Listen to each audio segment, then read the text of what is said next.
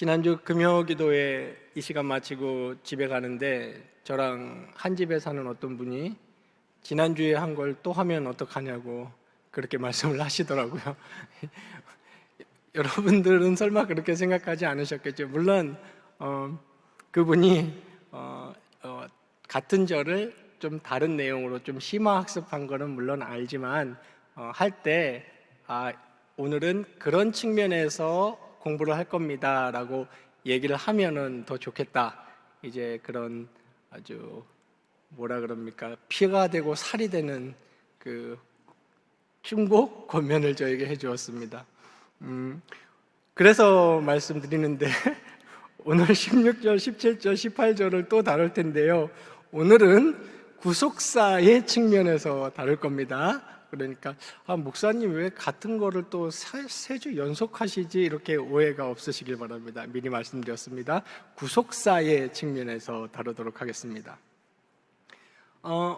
성경은, 기독교 복음은 급진적인 데가 있어요. 제가 미국 필라델피아 경양교회에서 강도사로 사역할 때 거기 한인 교인 한 분이 나이가 굉장히 많으신 90이 다 되신 권사님께서 이런 말을 하신 걸 지나가다가 들은 적이 있습니다. 아니, 교회를 다녀도 너무 그렇게 막 다니면 안 돼. 그냥 적당히 교회 다니고, 실제 이런 표현을 쓰셨어요. 적당히 교회 다니고 그렇게 믿어야지, 너무 막 종교에 빠진 사람처럼 그렇게 다니면 안 돼. 그런 대화를 교회 안에서 나누고 계시는 것을 들은 적이 있습니다. 그런데 제가 드리고 싶은 말은, 복음을 가만히 들여다보시면 굉장히 급진적인 면이 있습니다. 이건 기독교 복음의 중요한 성격 가운데 하나입니다. 앞쪽에서도 사도 바울이 어떻게 표현을 했냐면 2장 20절, 여러분 잘 아는 구절이죠. 내가 그리스도와 함께 십자가에 못 박혔다. 이제 내가 사는 것은 내가 사는 것이 아니다. 너무 급진적이죠. 들리세요? 잘 들리십니까? 네. 내가 그리스도와 함께 십자가에 못 박혔다. 이제 내가 사는 것은 내가 사는 것이 아니다. 내 안에 그리스도께서 사는 것이다. 이렇게 얘기합니다. 이제 내가 육체 가운데 살고 있는 것은 나를 사랑하사 나를 위하여 자기 목숨을 버리신 하나님의 아들을 믿는 믿음으로 이제는 산다라고 얘기를 했습니다. 급진적이죠. 이거는 대표적인, 그러니까 기독교 복음은 신자들에게 성화는 점진적인 성화를 말하고 있습니다. 그러나 내가 어떻게 살아야겠다, 나는 이제 예수쟁이다 라고 삶의 방향을 확 돌리고, 그리고 삶의 목표를 이제 예수쟁이로 살기라는 요 면에 있어서는 급진적인 변화, 급진적인 결단을 요구하는 것입니다. 오늘 우리가 읽었던 본문 16절 앞부분에서도 사도 바울은 너희가 이제 자유다라고 얘기를 했는데, 자유의 성격을 설명을 하기를 종노릇하는 것이다 라고 설명을 했죠. 기억나시죠? 너희가 이제 자유롭게 되었으나 그 자유로 13절입니다. 육체의 기회를 삼지 말고 오직 사랑으로 서로 종노릇하라 라고 이렇게 얘기했습니다. 자유와 종은 정반대되는 개념이죠. 근데 자유하게 되었으니 종노릇하라 라는 것은 좀 역설적인 표현입니다. 그러나 성경이 말하는 자유에 대해서 우리가 정확히 이해해야 합니다. 한 달 전쯤에 제가 잠깐 설명을 드린 것 같은데요. 인간에게 있어서 진정한 자유는 하나님의 말씀에 종속되는 것입니다. 그게 진정한 자유입니다. 잘 이해하셔야 됩니다. 우리는 자유라고 하면은 내가 원하는 것, 내가 뜻하는 것을 마음껏 하는 것, 혹은 어떤 규제에도 억압받지 않는 것, 원하는 대로 하는 것, 즉 자유, 원하는 대로 하는 것, 자유로움, 바라는 대로 하는 것이라고 생각하기 쉬운데 성경은 자유를 그렇게 말하지 않습니다. 그것은 일반 철학적인 개념의 자유이거나 일반적인 개념의 자유예요. 성경은 진짜 자유자는 하나님밖에 없다고 말합니다. 자유로운 존재는 하나님 한 분밖에 없어요. 원하는 것을 하고 그리고 바라는 것을 하고 그리고 그 원하고 바라는 것은 항상 선하고 항상 아름답고 항상 바른 이런 존재는 하나님밖에 없습니다. 다른 피조물들, 우리도 포함한 다른 피조물들은 엄밀한 의미에서 자유자가 아니에요. 우리가 자유의지 얘기하지만 우리의 의지조차도 자유롭지 않죠.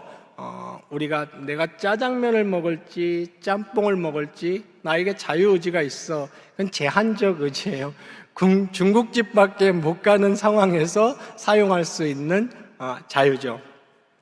그래서 성경은 급진적으로 두 가지를 얘기합니다. 너희가 하나님께 속할 것이냐 아니면 자신의 옛사람, 육신의 소욕에 속할 것인가. 그러니까 제가 방금 말씀드린 대로 진정한 자유자는 하나님밖에 없으며 인간은 반드시 어딘가에 속할 수밖에 없습니다. 왜냐하면 인간은 지음 받을 때 의존적 존재로 지음을 받았기 때문이에요. 혼자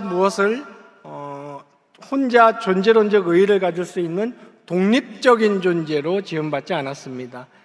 우리가 철학적인 개념에서 독립체, 독립적인 자아 이런 말을 쓰잖아요. 그러나 성경은 그런 개념을 허용하지 않아요. 독립적인 자아는 없습니다. 그리고 독립체는 없어요. 그래서 종노릇이라는 걸 하는데 종속되는 거죠. 어디에 종노릇한다고 성경은 말합니까? 육체의 소욕에 종노릇하고 육신의 종노릇하고 옛 죄성에 종노릇하고 내가 자유롭게 죄를 안 지을 힘이 없어요. 자유가 없어요. 자유롭게 죄를 안 짓지 못하고 늘 죄를 짓고 사탄에게 속한 그렇게 종속된 존재입니다. 그러나 인간이 진짜 자유롭게 되는 것은 하나님의 말씀에 종속될 때, 하나님의 말씀에 굴복할 때, 하나님의 말씀에 노예가 될 때 진정한 자유를 얻는 겁니다. 그래서 사도 바울이 13절에서도 표현하기를 너희가 자유로 부름을 받았으니 이제 육체의 기회를 삼지 말고 오직 사랑으로 서로 종노릇하라 라고 얘기하고 있는 것입니다. 그러면서 다른 말로 하면 이런 거죠. 진정 사랑으로 서로 종노릇하고 말씀에 매여 사는 것이 진정한 자유다라고 성경은 얘기하고 있는 겁니다. 아주 간단히 말해서 정말 자유하고 싶다면 이 세상의 질고와 고난과 현실에 얽매이고 이 세상에 어떤 것도 내가 종속되고 싶지 않고 자유하고 싶다면 철저히 하나님께 종속되고 하나님의 뜻에 굴복하고 그 밑으로 하나님의 말씀에 노예가 되어야 됩니다. 그것이 성경이 말하는 진짜 자유, 인간이 자유함이라는 걸 누릴 수 있는 유일한 방법입니다. 그래서 사도 바울이 얘기하기를 지금 사랑으로 서로 종노릇하라라고 얘기하고 있는 것이죠. 그러면서 16절부터 그 방식을 구체적으로 이제 얘기하기 시작합니다. 성령을 따라 행하라 그랬습니다. 지난 시간에 우리가 살펴보았죠. 성령을 따라 행한다는 구체적인 방법은 말씀과 기도라고 말씀드렸습니다. 즉 말씀에 전념하는 거예요. 말씀에 전념한다는 것은 읽고 또 읽는 겁니다. 아침에 집 나가면서 읽었는데 점심에 점심 먹고 또 읽고 저녁에 또 읽고 읽었던 말씀 묵상해보고 또 올려보고 뜻을 곱씹어보고 이게 무슨 말이지? 정리해놨다가 한번 찾아보고 목사님에게 물어보고 하루 종일 말씀에 잠식되어 있고 말씀에 젖어 사는 겁니다. 이것이 말씀을 따라 말씀대로 사는 것입니다. 여기 16절에 보면 성령을 따라 행하는 것과 육체의 욕심을 이루는 것을 대비시켜 놓았죠. 그러니까 제가 서두에 설명드렸듯이 인간은 둘 중에 하나예요. 어떤 사람들, 특히 젊은 분들은 기독교의 복음의 이분법적인 이런 개념을 불만을 토로하기도 합니다. 뭐가 이렇게 늘 이분법이에요. 지옥이냐 천국이냐, 양이냐 염소냐, 알곡이냐 가라지냐, 예수냐 바알이냐. 여러분, 진리는 이분법적입니다. 회색지대가 없어요. 성경이 말하는 것은 우리가 성령을 따라 행할지 육체의 욕심을 이룰지 두 길만 있다고 성경은 말합니다. 이 두 길 가운데 진정한 자유를 누리는 길은 성령을 따라 행하는 길이라고 성경은 얘기하고 있습니다. 성령을 따라 행한다는 것은 제가 말씀드린 대로 말씀과 기도에 잠식되는 겁니다. 그럴 때 우리는 성령을 따라 행할 수 있는 것입니다. 그러니까 달리 말해서 예수 그리스도의 보혈로 자유하게 되었다는 것은 무엇이든지 할 수 있는 허가증을 받았다는 말이 아니고 이제 비로소 죄와 육신의 소욕을 이길 수 있는 힘을 얻었고 또한 말씀대로 살아갈 의지가 생겼다는 것을 말하는 겁니다. 17절에 계속해서 말하기를 육체의 소욕은 성령을 거스르고 성령은 육체를 거스르나니 이 둘이 서로 대적함으로 너희가 원하는 것을 못하게 하려 함이니라 라고 얘기했습니다. 구속사의 측면에서 보면 구속사는 언제나 시간과 장소 그리고 사건이라는 배경, 말 그대로 역사적 배경 속에서 이해를 하는 것이죠. 말 그대로 역사입니다. 구속사. 성경이 이야기하기를 제가 몇 번 표현 드린 적이 있는데 이미 하나님의 나라의 완성은 시작이 되었고 역사 속으로 하나님 나라는 이렇게 침투해 들어왔습니다. 그리고 옛 타락한 세상은 계속해서 흘러가고 있습니다. 그런데 이 시간 속에서 하나님 나라의 완전한 완성을 우리는 고대하고 바라보고 있는 것이죠. 하나님 나라 완성의 시작은 이미 시작되었고 그래서 요만큼이 겹칩니다. 교집합이죠. 요때가 이제 예수 재림일 겁니다. 사각형의 요때. 그래서 신학자들이 어떤 말을 만들어냈냐면 already but not yet 그랬습니다. 이 말은 이미 그러나 아직 이런 말이죠. 이미는 어떤 게 이미라는 말입니까? 우리의 소속. 우리는 이미 구원이 확보되었고 이미 하나님의 자녀가 되었고 우리는 이미 어둠에서 빛으로 그리고 사탄의 자녀에서 하나님의 자녀로 이미 완성되고 확증되었음을 얘기하는 겁니다. 그러나 not yet, 아직은 무엇입니까? 그러나 우리의 신분은 그렇게 확증되었지만 우리의 실존은 아직 영화, 그 완성을 향해서 가고 있다라고 성경은 이야기합니다. 여기서 무엇이 발생하죠? 우리의 신분, 하나님의 자녀, 빛의 자녀, 우리가 따를 것, 하나님의 말씀, 가이드라인이 생긴 거죠. 네. 그런데 우리는 실존은 아직 이 땅에 있다라고 할 때 여기서 발생하는 것이 전투입니다. 이것을 성경은 영적 전투라고 이야기하고 있습니다. 그래서 에베소서 맨 마지막에도 여러분 잘 아는 하나님의 전신갑주를 취하라라고 얘기하고 있지 않습니까? 오늘 17절이 그것을 지금 설명하고 있는 거예요. 육체의 소욕은 성령을 거스르고 성령은 육체를 거스르나니 이 둘이 서로 대적함으로 너희가 원하는 것을 하지 못하게 하려 함이니라. 그러니까 우리는 완전히 하나님의 자녀예요. 이건 취소 못해요. 이건 하나님의 언약이에요. 언약. 외부적인 요건이 어떻게 해볼 수 있는 게 아니에요. 에베소서에서 얘기한 것처럼 창세 전에 하나님의 기쁘신 뜻대로 너희를 예정하사 그랬습니다. 그러니까 우리가 하나님의 자녀로 예정된 것은 창세전에 어떤 외부적인 요인이 아예 존재하지도 않을 때예요. 무엇이 존재한다는 개념도 존재하지 않을 때입니다. 딱 존재하는 것이 하나 있었죠. 자존자와 자존자의 뜻, 하나님과 하나님의 뜻만이 존재해 있었고, 그것으로 확정된 것이기 때문에 시간이 시작되면서 이 시간 속에서 존재하게 됐던 어떤 요소들, 우리의 연약이나 우리의 죄악이나 사탄의 공격이나 이런 것들로 인해서 취소되는 것이 아닙니다.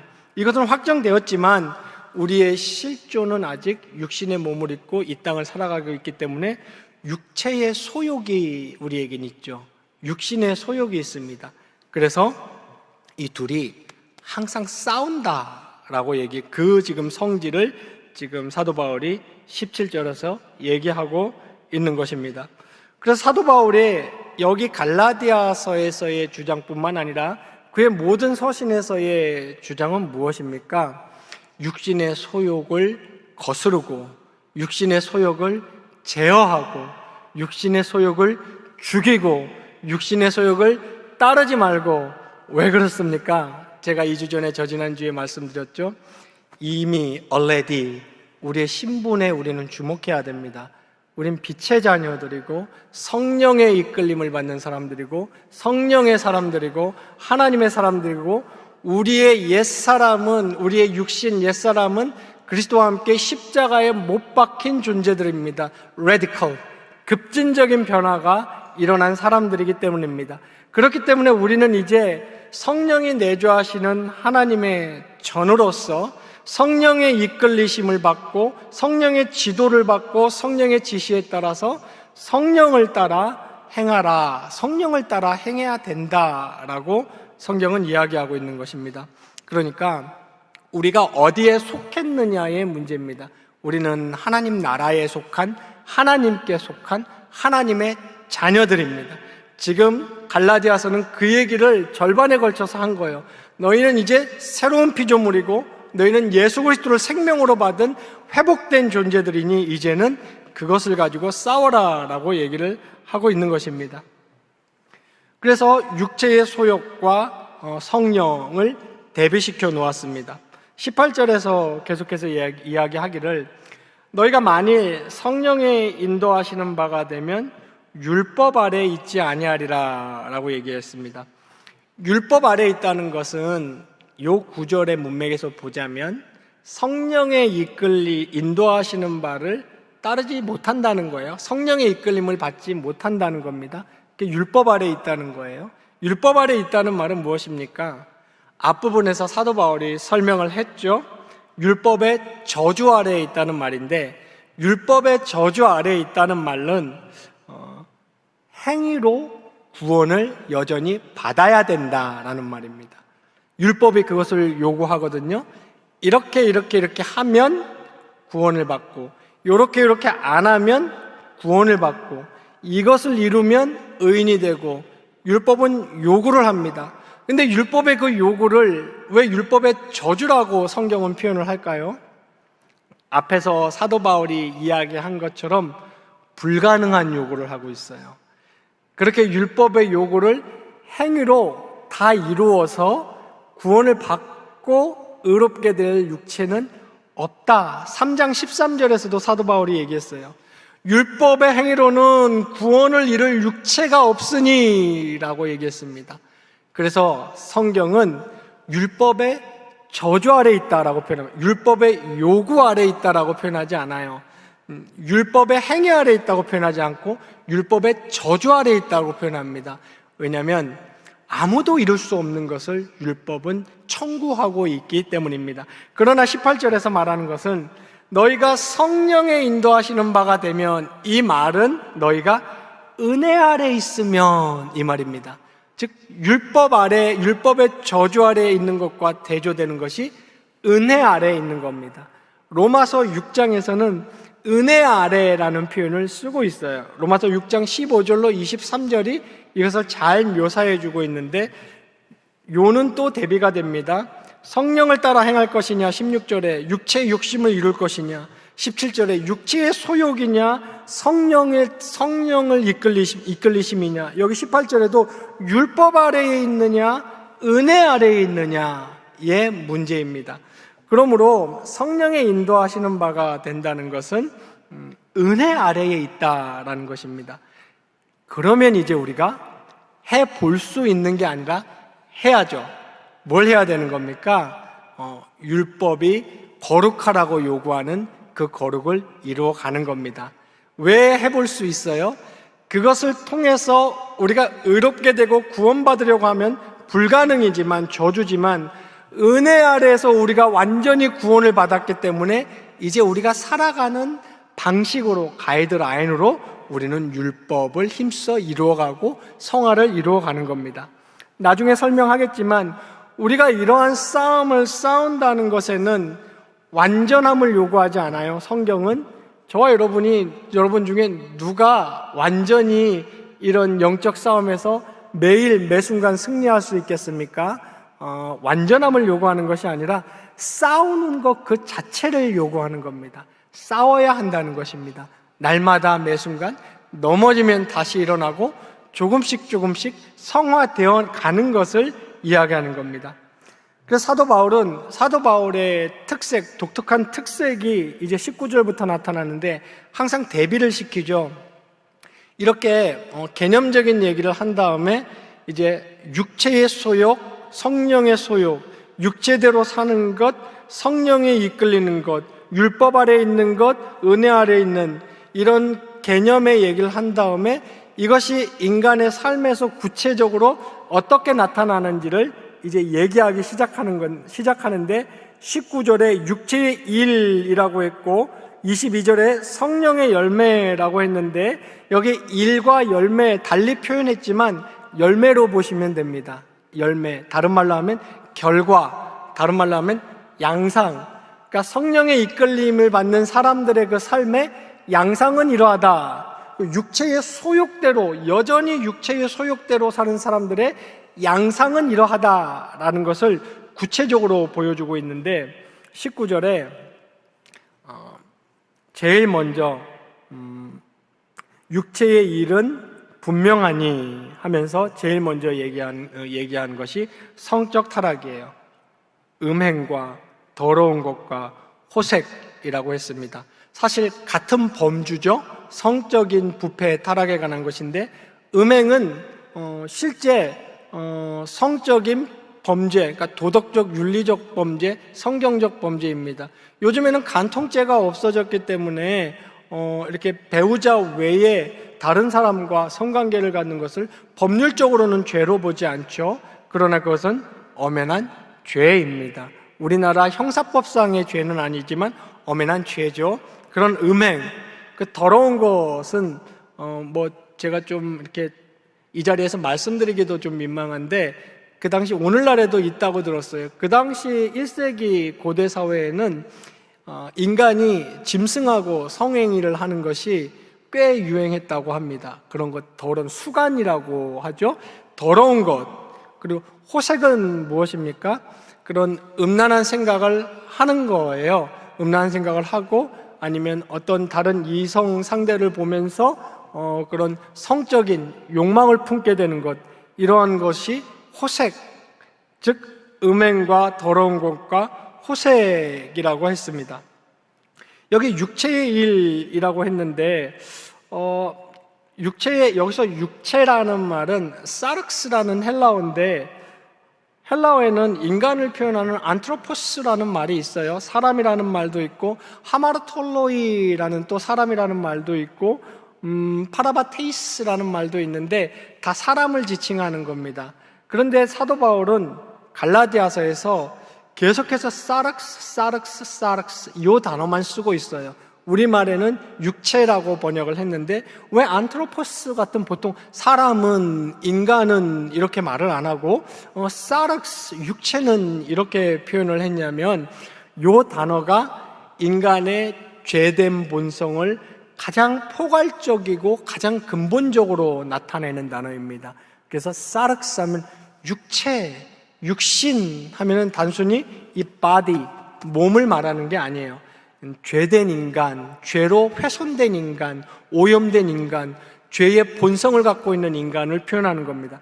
그래서 그런 육체의 일, 그러한 사람의 일, 예수 그리스도와 함께 십자가에 못 박히지 않은, 성령에 내주하지 않는, 성령의 이끌림을 받지 않는 사람들의 양상, 열매, 제일 먼저 내세운 것이 음행과 더러운 것과 호색.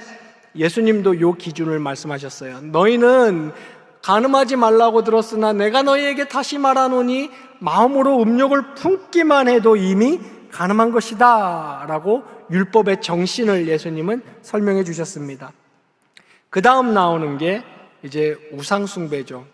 우상숭배는 이런 육체의 일 중에서 가장 프라임 이슈, 가장 대표적인 것입니다. 우상을 숭배한다는 것, 이 의미는 여러분 잘 들어보셨죠? 많이 들어보셨죠? 우상숭배가 무엇입니까?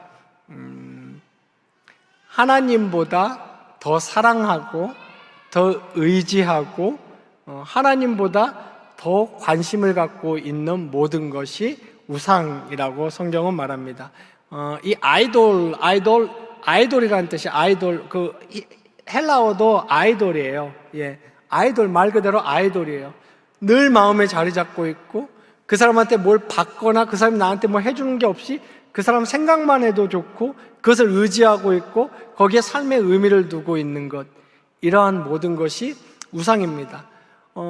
그래서 우리도 은근히 은연중에 우상 숭배를 이 육체의 일과 우상 숭배를 많이 범하는데 요 싸움을 우리가 좀 맹렬하게 싸워야 합니다.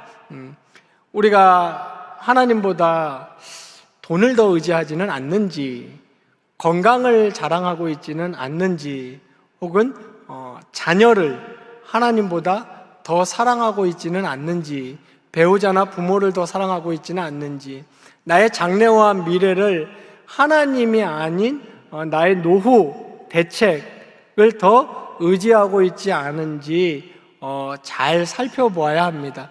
이러한 것들, 여러분, 이러한 것들이 사소한 것들이라고 생각하시면 안 됩니다. 이러한 것들에서부터 우상숭배가 싹트기 시작하고 자라기 시작하고 나중에는 점점 하나님이 도구로 전락해 버리죠. 사실 자리가 바뀌어야 되죠. 그런 우리의 국민연금이나 우리의 노후연금이나 나의 건강이나 아니면 나의 자녀나 이런 것들은 다 하나님을 위해서 살아가는 우리 삶의 수단이 되어야 하는데 우리는 어느새 하나님보다는 이런 것들을 더 의지하고 마음에 두기 쉽습니다. 사실상 이러한 것들은 다 우상 숭배예요. 왜 우리가 이러기 쉽습니까? 하나님은 눈에 안 보이거든요. 눈에 안 보이고 이러한 것들은 촉각으로 다 와닿거든요. 눈에 보이고 귀에 들리고 만져지고. 이스라엘 백성이 모세가 시내산에 율법 십계명 받으러 올라갔을 때 지었던 죄가 그 죄입니다. 무슨 죄 지었어요? 여러분 잘 아시죠?